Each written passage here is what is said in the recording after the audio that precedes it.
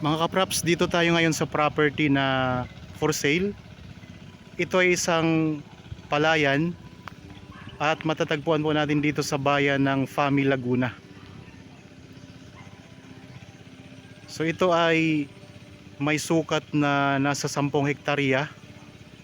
At kung mapapansin nyo mga kapraps, ang ganda ng tubo ng mga palay dito.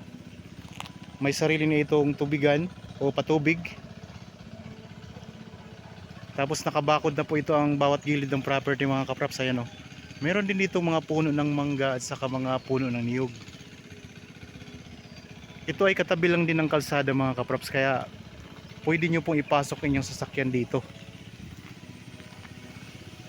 Yan, ang daming mga puno ng mangga mga kapraps oh. Ang ani dito, bawat anihan ay umaabot po siya ng 1,200 kabans.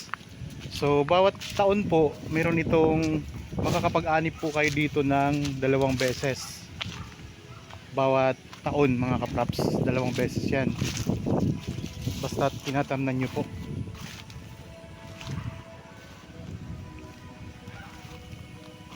Kung sakaling magustuhan nyo itong property mga kapraps, pwede nyo kami makontak sa mga contact details na nandyan sa inyong mga screen or nasa inyong mga description box. So ito po ay siguradong kikita na kayo dito kasi ayan, mga daming mga tanim dito, mga mangga.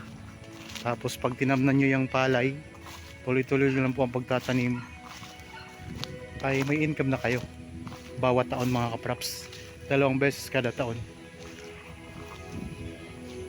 At ang ganda pa ng view mga kapraps, pwede pa kayo dito magtayo ng rest house ninyo o kaya ay pwede nyong lagyan ng resort kasi napakalawak nitong property, 10 hektarya. At ang ganda ng view, ayan o, nakaka-relax mga kapraps. Kita nyo yung mga mountain views na yan, ang ganda o. Yan, halos palibot po ng property mga kapraps.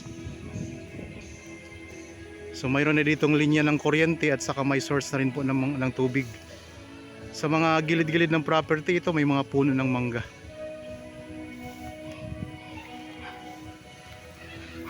Yan, so 10 hektarya dito po sa bayan ng Fami, Laguna.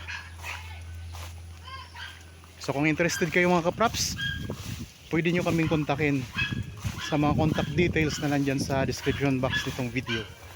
Okay, maraming salamat po sa mga bago pa lang sa aking channel at napadaan lamang po dito sa aking channel. Huwag niyo pong kalimutang mag-subscribe at pindutin na rin po ang notification bell para maging updated kayo sa mga bagong property na i-offer po namin. Maraming salamat po at God bless po sa ating lahat mga kapraps.